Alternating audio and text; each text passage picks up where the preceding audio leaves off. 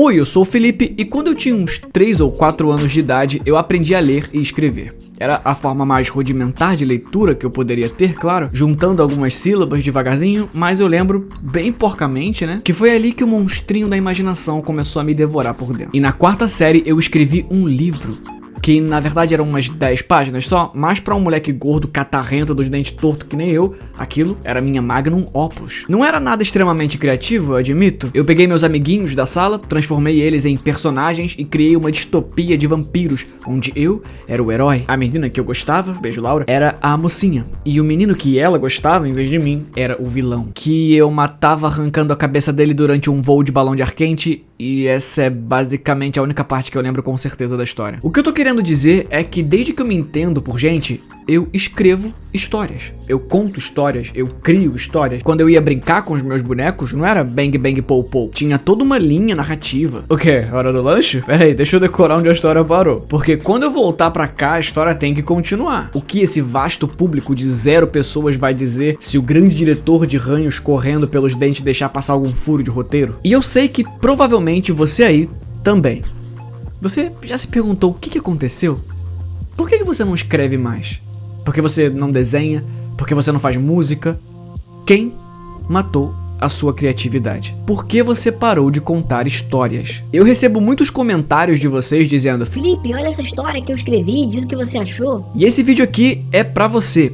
Talvez a sua história seja ruim, bem ruim. E isso não é um demérito pra você. Demérito é ter uma história ruim e achar que o que tem que mudar é o leitor, não a sua escrita. Mas eu não vou ficar aqui cagando na cabeça de ninguém, porque a última coisa que eu quero é desestimular alguém a escrever. É por isso que eu não tenho o costume de ficar dando pitaco na história dos outros. Eu tenho medo de que a pessoa entenda mal uma crítica e se sinta desconfortável em continuar escrevendo. Quem tem uma história ruim, mas completa, tá uns 5.000 passos na frente do gênio que ainda não terminou a sua história. Mas eu precisava fazer alguma coisa sobre o assunto. E essa coisa é esse vídeo aqui. E os próximos que vão vir. Eu decidi criar essa série no canal para você não ter desculpa. A partir de hoje, toda semana, nesse mesmo horário, nesse mesmo local, vai ter pelo menos um vídeo sobre escrita criativa. A arte de contar histórias. Se até o final do ano você não entender os fundamentos básicos da escrita criativa, o básico da criação de uma história, é porque você é muito burro. É porque eu preciso fazer mais vídeos. Eu não vou desistir de vocês e espero que vocês não desistam de mim. Às vezes, eu fico meio passivo-agressivo, seus filha da puta. Mas se você aí, jovem mancebo, não tá nem aí pra escrita criativa, calma, não fecha o vídeo ainda. Felipe, é puro conhecimento e esse formato aqui não vai ser tipo aula de literatura. Essa aqui poderia muito bem ser uma série de vídeos comum aqui do canal. E eu te garanto que tudo que você vai aprender aqui pode ser usado em muitos outros lugares. No seu trabalho, no seu relacionamento amoroso ou social, como lidar com a sua família, com a apresentação de um trabalho na escola ou na faculdade. É por isso que eu decidi começar por aqui. A arte do storytelling, ou abrasileirando, saber contar uma boa história, é importante pra todo mundo. Pra chegar naquela gata, pra conseguir uma vaga de emprego, pra se relacionar com seus amigos, pra comprar uma música, pra fazer um vídeo bom no YouTube. O ser humano só chegou até aqui por causa das histórias. Porque é isso que nós somos. Somos macacos depilados que contam histórias. Mas afinal de contas, por que contamos histórias? Era uma vez um jovem chamado Felipe. Em uma certa manhã de quinta-feira, ele decidiu ir até a padaria comprar 5 pães. Ele voltou para casa e tomou café da manhã. Fim. Pois é, você deve ter percebido que essa é uma história bem ruim. Mas ainda assim, é uma história. Mesmo que você não perceba ou que não tenha decidido seguir uma carreira de escritor, a gente tá o tempo todo contando histórias. A única forma de não contar uma história é falando no presente.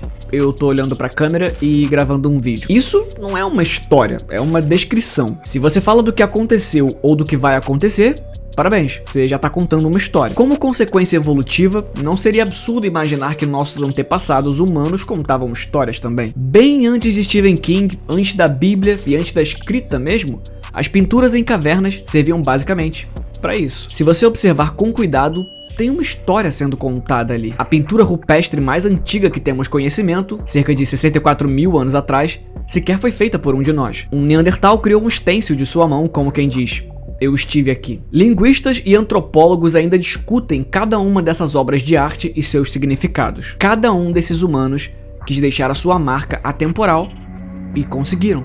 Você pode ver claramente as histórias que foram contadas aqui. Essa é a pintura da caverna Magura, 6.300 anos antes de Cristo, na Bulgária. É fácil identificar a representação de caça, dança e reprodução. Essa daqui foi feita na Serra da Capivara, aqui no Brasil mesmo, no Piauí. Isso foi pintado há 23 mil anos antes de Cristo. Vemos figuras humanas preparando algo e uma coleção de animais, provavelmente mortos. Na Espanha, na caverna de Altamira, esse bisão foi desenhado há 15 mil anos atrás. E em outubro de 1982, alguém desenhou isso aqui. Essa é a história das ferramentas de vaca.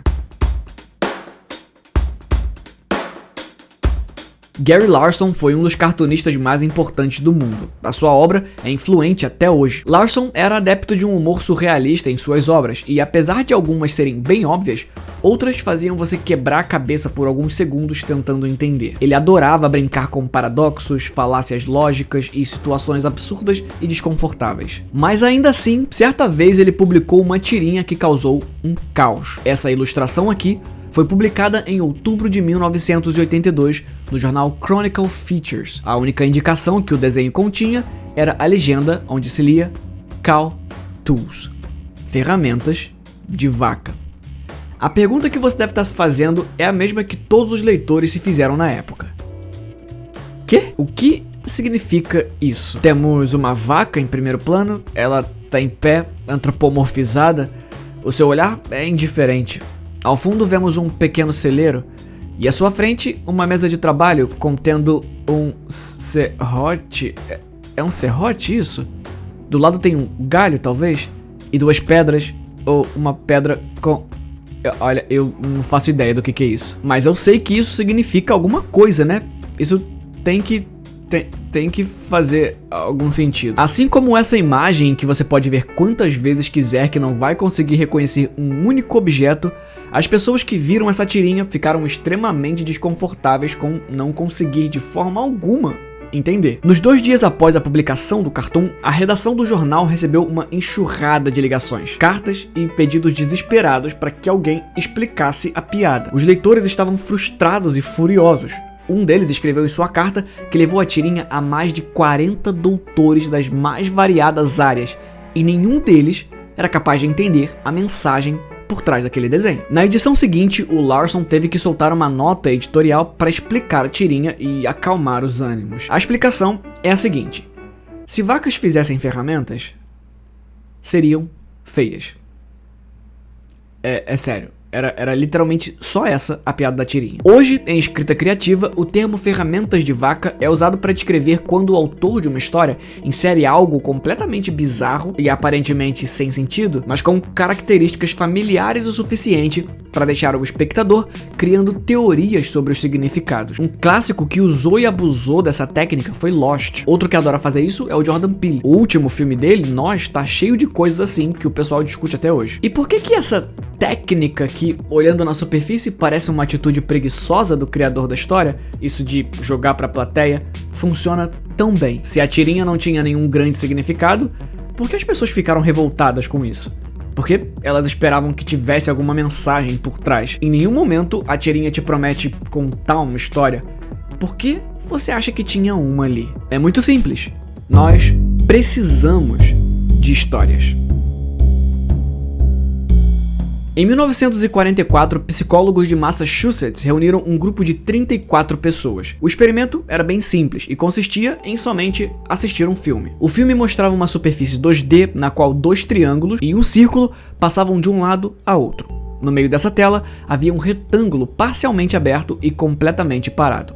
Era o único elemento imóvel. Os participantes foram pedidos para explicar o que estavam vendo. E em vez de dar essa descrição que eu dei, que era, o que eles estavam vendo, de fato, um monte de formas geométricas, os participantes disseram que o círculo estava preocupado, ou que o triângulo maior estava frustrado e com raiva, perseguindo o outro triângulo. Alguns disseram que os triângulos eram jovens e inexperientes, ao contrário do círculo. Resumindo, praticamente todos os participantes viam o círculo como uma mulher, os triângulos como homens e o triângulo maior como o malvadão, sempre adicionando detalhes e contexto para a personificação das formas geométricas. O experimento foi repetido algumas vezes nos anos seguintes e o resultado era sempre o mesmo. O ser humano precisa dar um significado humano para tudo que ele encontrar pelo caminho. O nosso cérebro está acostumado a receber estruturas narrativas porque essa é a melhor forma dele conseguir armazenar as informações. As memórias não são como vídeos que são armazenados numa estante, é bem mais complexo que isso. Então, para poupar energia, o nosso cérebro armazena as memórias em blocos, criando vínculos entre elas. Quando não tiver uma estrutura ali, ele vai criar uma para conseguir se organizar. Existem por aí vários cursos de memorização que ajudam a treinar o seu cérebro a conservar o máximo de informações possível. E uma das técnicas é exatamente o storytelling. Se você tem uma lista de objetos que precisa lembrar, é só criar uma história em que cada um dos objetos está ali inserido dentro de um contexto. Pode testar aí na sua casa. Pede para alguém listar 15 objetos. Em seguida, tenta memorizar eles e fala em voz alta o quanto conseguir lembrar. Depois, imagina uma sala grande e completa e vai colocando cada um desses objetos e criando uma narrativa na sua cabeça que justifique a presença de cada objeto ali. Eu garanto que a eficácia do seu resultado vai dobrar ou triplicar. É por isso que a arte do storytelling está sempre relacionada com uma coisa que você provavelmente ouvia muito na sua infância: a moral da história. Esse cara aqui, ó, é o George Smith. Ele foi um arqueólogo que, infelizmente, morreu aos 36 anos.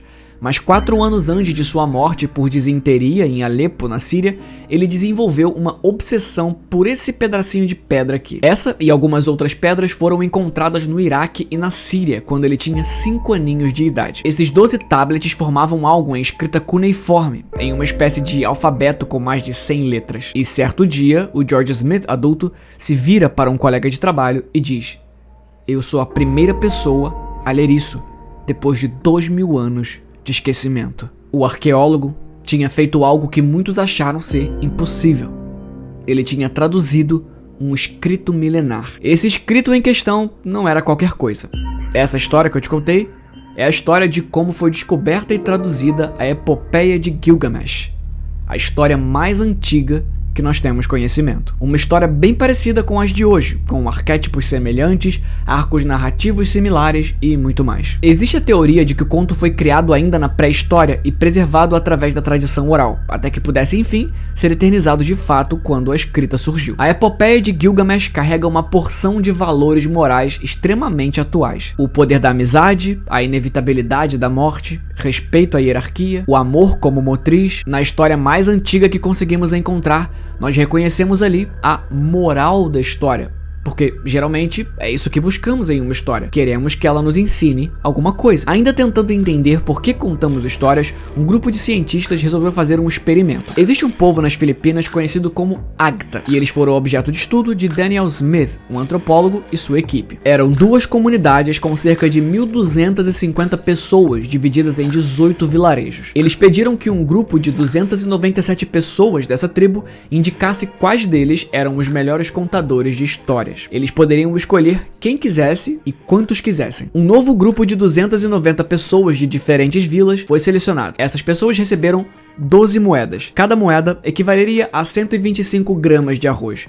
Ou seja, no total, eles teriam o equivalente a 1,5 kg de arroz para distribuir cada um. E eles poderiam fazer isso da forma que quisessem. Podia ficar com tudo, dar tudo a uma pessoa só, dar metade, tanto faz. E eles tomariam suas decisões em segredo.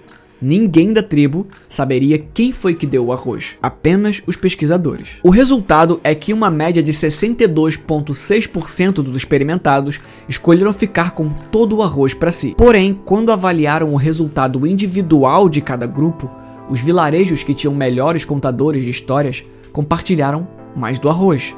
Ou seja, eram mais generosos. Em outros testes foi percebido que quanto mais boas histórias um grupo ouve, melhor eles aprendem a cooperar uns com os outros. Em outra fase do experimento, pediram que mais um grupo de 291 pessoas nomeasse até 5 membros com quem gostariam de morar. Os que foram nomeados como bons contadores de história foram escolhidos por quase todos. E mais interessante, os contadores de histórias receberam mais votos que os pescadores e os caçadores. No fundo, a gente se alimenta muito mais de uma boa história do que de um bom prato de comida. A história que eu contei lá no início de um tal de Felipe que foi comprar pão, ela é completamente esquecível, não por falta de ação, piadas ou uma pitada de terror. Ela é esquecível porque ela não te ensina nada, não evoca a sensação de humanidade. Nós contamos histórias para conservar ideias. Então, você pode ter um pescador e um caçador, mas se você tiver um bom contador de histórias, você vai poder ter vários caçadores e vários pescadores, porque a informação de como se pesca e como se caça não se perde graças à oratória. As histórias de ficção cumprem na parte social o exato mesmo papel que os genes fazem na parte biológica, evitam que a informação se perca. A ficção é a ferramenta que nos diferencia de uma vaca, por exemplo. Se você cavar qualquer história e tentar chegar no cerne dela, vai encontrar algo muito simples: causa e efeito.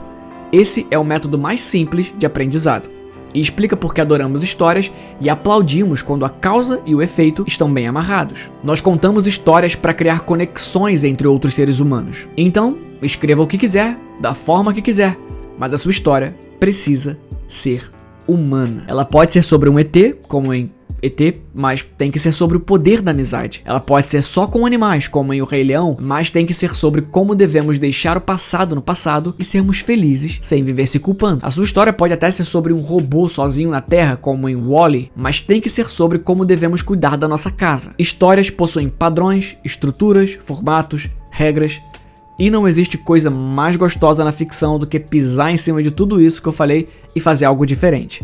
Só que para você quebrar a regra, você precisa conhecer a regra. E é isso que vamos fazer nas próximas semanas.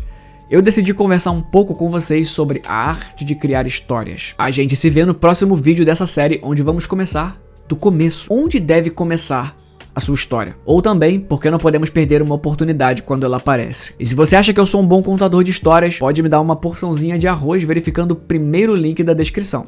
Ali, você encontra a campanha de financiamento coletivo desse canal. Produzir esses vídeos dá muito trabalho porque exige uma pesquisa longa e muito tempo de edição. Esse canal só se mantém por causa de vocês.